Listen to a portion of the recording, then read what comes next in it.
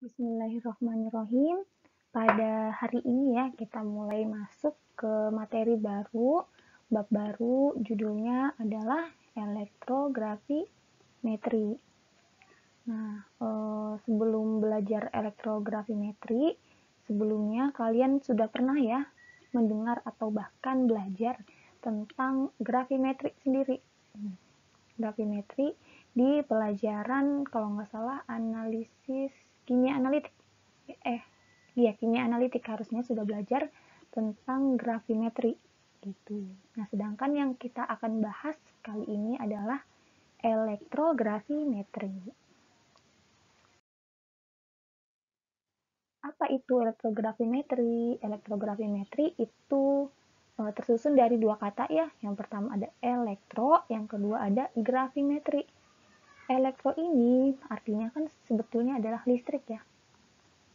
Itu listrik, sedangkan grafimetri adalah metode analisis kuantitatif. Ya, kuantitatif. Artinya ada berapa banyak gitu. Ini menyatakan jumlah. Jumlah. Ya, berdasarkan perhitungan berat zatnya, diawali dengan pengendapan, diikuti dengan pemisahan dan pemanasan, kemudian diakhiri dengan penimbangan. Ya, contohnya dari praktikum grafimetri itu adalah penetapan kadar Cu dalam garam terusi. Ya, itu kan prosedurnya adalah Cu nih, Cu dalam garam terusi artinya berarti garam terusi yang mengandung Cu itu ditimbang gitu. Kan di perhitungannya kan berdasarkan berat ya. Awalnya berarti ditimbang gitu garam terusinya. Setelah ditimbang, itu kan dilakukan pengendapan ya. Lakukan pengendapan dengan penambahan reagen. Gitu. Nah, kemudian setelah dilakukan pengendapan dengan ditambah reagen, kan akan terbentuk endapan ya. Akan terbentuk endapan. Nah, endapan ini itu akan dipanaskan gitu. Dipanaskan agar hasilnya adalah murni si Cu yang ingin kita cari berapa kadarnya. Karena metode grafimetri merupakan metode kuantitatif, artinya jumlah ya, berarti bisa menghitung kadar gitu. Nah, tadi sudah dipanaskan, kita dapat nilai Cu-nya berapa, kemudian diakhiri dengan penimbangan. Nah, hasil pemanasan tadi itu kan artinya Cu murni ya, Cu murni gitu. Nah, setelah dilakukan penimbangan, ada tuh bobotnya. Kita dapat bobot. Nah, bobot inilah yang bisa dihitung menjadi kadar Cu dalam garam terusi. Kayak gitu. Itu contoh grafimetri ya. Kalau misalkan kita grafimetri cara manual. Kemudian apa bedanya gitu ketika kita menggunakan metode elektrografimetri? Elektrografimetri sendiri pengertiannya adalah suatu metode analisis kuantitatif ya. Sama-sama kuantitatif artinya bisa menghitung jumlah, kadar, atau berapa banyak zat dalam suatu larutan berdasarkan pengendapan atau pendepositan logam tersebut pada elektroda dengan bantuan arus listrik, kemudian dapat digunakan untuk menentukan kadar dari suatu logam tertentu dalam larutannya. Nah, ini yang membedakan. Ada kata-kata elektroda dengan bantuan arus listrik ya. Ini sesuai dengan namanya yaitu elektrografimetri. Artinya metode analisis kuantitatif nih berdasarkan pengendapan, tapi pengendapannya itu dibantu dengan adanya listrik gitu. Jadi kita nggak pakai penambahan reagen lagi, tapi kita pakai alat bantu. Apa alat bantunya? Yaitu listrik gitu. Nah, sebelumnya materi pertama itu kan kita belajar tentang potensiometri ya. Potensiometri. Nah, potensiometri ini prinsipnya adalah menggunakan sel volta. Belum lupa kan ya? Insya Allah belum. Potensiometri ini menggunakan sel volta atau sel galvanik. Artinya ada reaksi kimia yang menghasilkan arus listrik. Nah, arus listrik ini kan yang akan dibaca di alat potensiometrinya. Alat potensiometer berarti. Nah, tapi kalau di elektrografimetri Grafi ini menggunakan prinsip kebalikan dari sel volta. Apa kebalikan dari sel volta? Yaitu elektrolisis gitu. Kalau tadi itu reaksi kimia menjadi arus listrik, kalau di elektrografimetri itu kita butuh arus listrik ya untuk menghasilkan reaksi kimia gitu. Jadi kita butuh nih bantuan arus listrik agar menghasilkan reaksi kimia. Nah, reaksi kimia inilah yang akan membentuk endapan gitu. Nah, nanti endapan yang dibentuk ini akan ditimbang gitu. Kebayangkan ya prinsip dari elektrografimetri ini gitu. Jadi metode analisis kuantitatif. Kuantitatif itu tadi untuk mengukur jumlah ya, untuk mengukur jumlah bisa kadar, bisa persen gitu. Kemudian berdasarkan proses pengendapan, artinya ada pengendapan di situ. Tetapi kalau misalkan di grafimetri cara biasa, cara konvensional itu dengan penambahan reagen ya, dengan penambahan reagen. Nah, kalau di elektrografimetri itu kita butuh bantuan arus listrik agar terbentuk endapan gitu. Nah, gini contoh nyatanya. Kalau misalkan grafimetri cara biasa,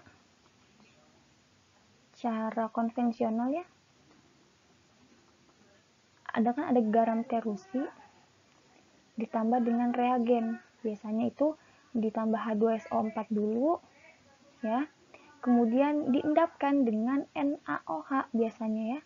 Endapkan dengan NaOH sehingga terbentuk CuOH 2 kali. Gitu ya. Nah, CuOH 2 kali ini kan harus dipanaskan dulu nih.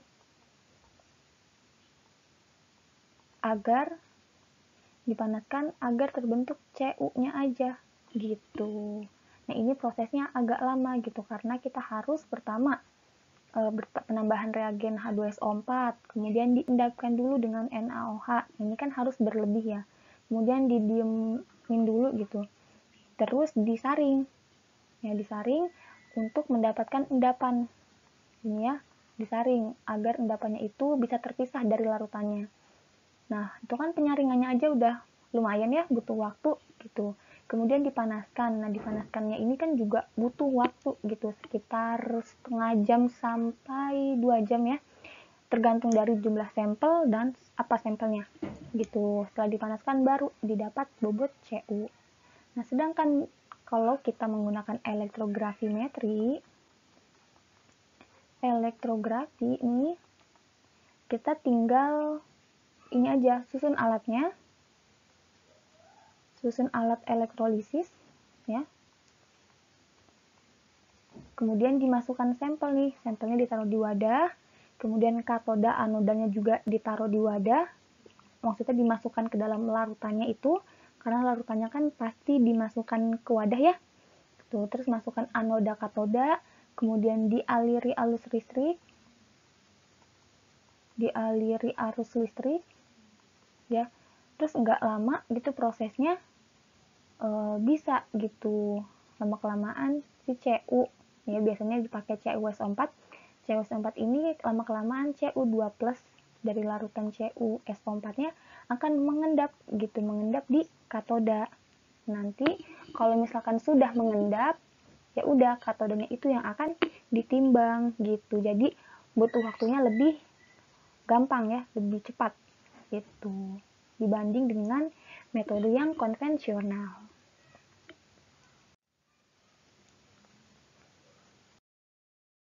Kemudian ini biar agak tergambar ya, perbedaan dari sel volta atau sel galvani ini. Volta atau galvani itu sama aja ya, itu hanya beda nama. Dengan elektrolisis. Nih, kalau tadi di volta atau galvani itu kan ada larutan ya, ada larutan elektrolit pastinya, karena bisa menghantarkan arus listrik. Nah, kemudian arus listrik yang dihasilkan itu akan terbaca pada alat yang disebut dengan voltmeter gitu. Nah, ini kenapa lampu? Karena lampu ini bisa sebagai indikator ya, kalau misalkan ini larutan elektrolit berarti lampunya menyala gitu, karena ada listrik yang mengalir di sana gitu. Sedangkan kalau tidak ada listrik yang mengalir di sana berarti lampunya tidak akan nyala gitu. Nah, kalau di elektrolisis nih, ini kebalikannya. Kita butuh nih sumber arus. Ya, sumber arus di sini ini ada colokan ya, sumber arusnya. Kemudian akan mengalir ke katoda, kemudian akan menghasilkan reaksi kimia gitu, menghasilkan reaksi kimia pada larutan elektrolit yang digunakan sebagai sampel gitu.